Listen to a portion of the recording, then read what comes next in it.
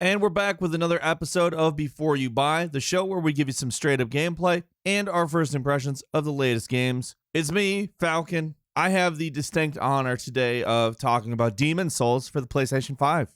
I've been really excited about this personally since they announced they were going to be doing a remake. And I mean, keeping in mind this is a first look for us, we wanted to jump in, give you some good gameplay footage just to check out some quick thoughts. I mean, this is a game that we've all already played. And some people might even just be waiting on a PS5. I don't know. We wanted to get some quick info out there in case people are curious about picking it up, though. It's a remake. Like I said, it's a From Software game from 2009 from the PlayStation 3. The HD remaster has been developed by Bluepoint, who at this point, they're like the people to go to for that kind of thing. They did the Shadow of the Colossus remake, which is just colossal, I guess, pardon the pun. Demon's Souls is a beloved game, and Bluepoint was definitely under a lot of scrutiny. Fans of the original want not only the game to keep the spirit of the original, but the difficulty. And it also has a responsibility to kind of be there for people who aren't really sure what Demon's Souls even is. Like when you reintroduce a game that maybe wouldn't have had the size of audience that it has today, you kind of have to make some assumptions about what they're expecting in a modern game and how that applies to their perception of a classic game, whether that game is being remastered or totally remade. So let's start with what this game actually even is. There's a lot of interest in this game being a PlayStation 5 launch title, and there's probably a lot of people who will try this game who have never played a Souls-style game. No Bloodborne, no Sekiro, no The Surge, no Ashen, no Nioh, not even Code Vein. So basically, it's an action RPG. You start by making your character, which is thankfully just a way better character creator than in the original, although you can still make weird monsters that are horrific and bad. You just select your class, you get started. Story's simple. The kingdom of Boletaria has been enveloped by a mysterious great fog. The king was screwing around with demons, the old one has risen, and basically the world's doomed. So you have to go in, kill the demons, get out. Story's pretty thin. As has become a staple of these games, you're not really getting a lot of plot here. The story's told through various NPCs dotted along the various areas, and there's details in the world and in item descriptions. The simplicity is not bad, it's just mysterious. And a lot of the time you might be doing something and you don't really know why. It's a big part of what makes these games so beloved. The complex and deep lore you really have to put in work to understand or even find in a lot of cases. But if you just want to slash some monsters, it's easy enough to ignore that stuff as well.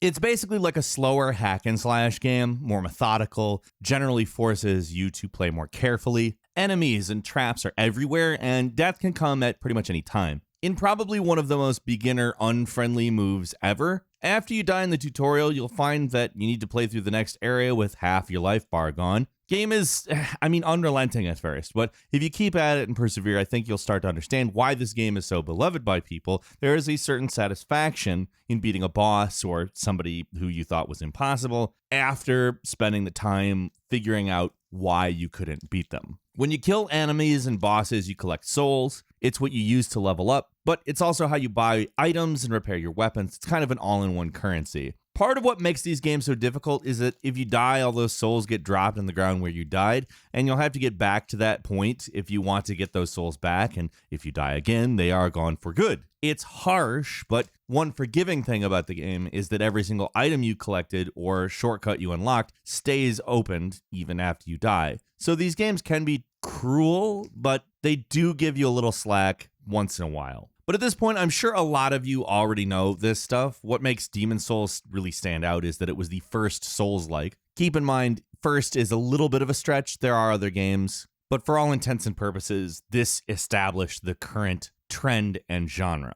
It also feels a little more experimental than the later games. There's a lot of weird stuff from Demon's Souls, so I was surprised when they announced Bluepoint was remaking it.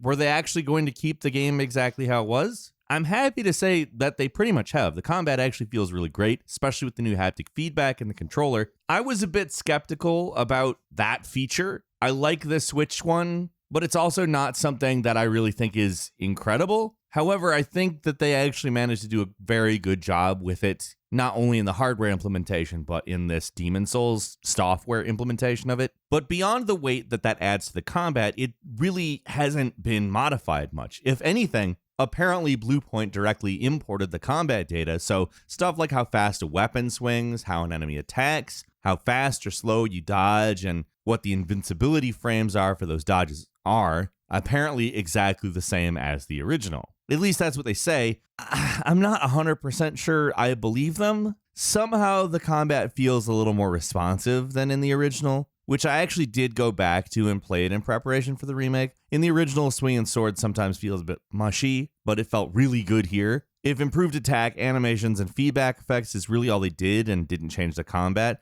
then it's kind of more impressive that the visual signifiers and everything improve the feeling of the combat that much. You really have to play it to understand, but this is a game that is all about combat, so the fact that they made it feel so good without changing a lot is actually quite impressive. And yeah, the combat feels great, but it's really the visuals that are the star of the show here. On performance or cinematic mode, the game looks fantastic. Mode irrelevant. I think performance is personally a little bit better. I like the 60 frames per second, but that's me. It does help that the load times on the PS5 are as good as advertised. Like, we're talking about seconds in transition rather than minutes like it used to take on PS3. The locations are dismal and creepy, but they are packed with tons of detail, and it's almost overwhelming when you first get to it. Like when I first encountered the Vanguard Demon, the tutorial boss, in the original game, I could run circles around him pretty easily, but entering his area for the first time in the remake, I kind of felt like I was playing the game for the first time, and I just choked. He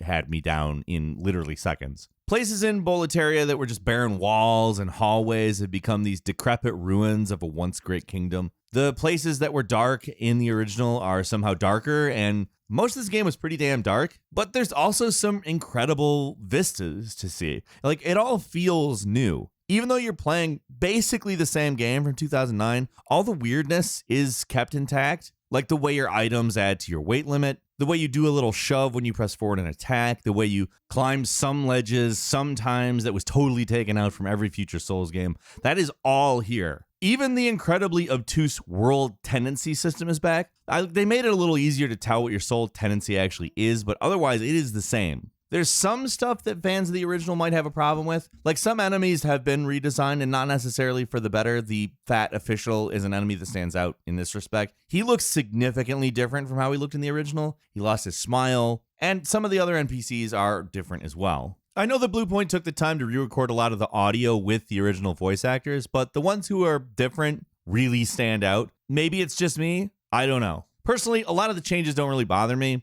I feel like some changes with the remake were inevitable, so I'm really trying not to nitpick it. There's the obvious changes, like taking areas that were pretty barren in the original and making them more detailed. But there are a few things, like the fact that healing grass weighs more, or that they've added a few new items, that kind of stuff. A lot of the weapons have unique animations now. I mean, it's really obvious when you do a finishing blow on someone, but it also looks like a lot of the weapon animations have been updated somewhat anyways. Otherwise, it's Demon Souls. It has got an incredible new coat of paint. Seriously, like, it's absolutely stunning at times, but the way the game plays, the design of the game world, it is nearly identical to the original. And yet, this game, just like the original, is hard. And not just because of the enemies. It can be a bit difficult to understand how stats work, how different damage types work, how certain bosses work. I mean, it's a game where there is no shame in going to a guide from time to time. But here's the thing. For people who have braved From Software's more recent games like Bloodborne and Sekiro, this game might actually be a little underwhelming. Outside the traps and gotcha moments, I think Demon Souls is actually one of the easier Souls-like games, and this is coming from somebody who did play the original game in 2009 when it got its official US release. Personally, I don't necessarily think it's the difficulty that makes Demon Souls, or really the entire series, unique. It's the way From Software just seemed to throw every idea they had at it, whether it was super polished or just particularly fun be damned. I don't want to spoil anything for new players, but there's more than a few surprises to be found, and the fact that Bluepoint kept it all in is really awesome in my opinion. There's some stuff that feels like it's subverting all the tropes of the genre of Souls game, even though this game created those tropes. Like, if you've played the original, you probably know what I'm talking about. All in all, this is an excellent remake that captures what makes the original so good, while updating a few of the things that make it feel dated. I'm going to say that some changes might not sit incredibly well with the most hardcore among Demon Souls players, but the original is still out there and it's still totally playable. And if you want something to really show off the power of the PS5, this is it. We could go on and on about the quality of the graphics, but you're looking at it right now and I mean, you can tell, right? You can see this footage, right? I assume that because you're watching this, but the game looks incredible. All in all, gotta say, it's gonna get a buy recommend from me. But what about you? What do you think about the Demon's Souls remake? Have you played it? Have you not? Are you gonna? Is it a system seller? Leave us a comment, let us know what you think. If you like this video, click like. If you're not subscribed, now's a great time to do so. We upload brand new videos every day of the week. Best way to see them first is a subscription. Click subscribe. Don't forget to enable all notifications. As always, thank you very much for watching this video. I'm Falcon. You can follow me on Twitter at Falcon the Hero. And we'll see you next time right here on gameranx.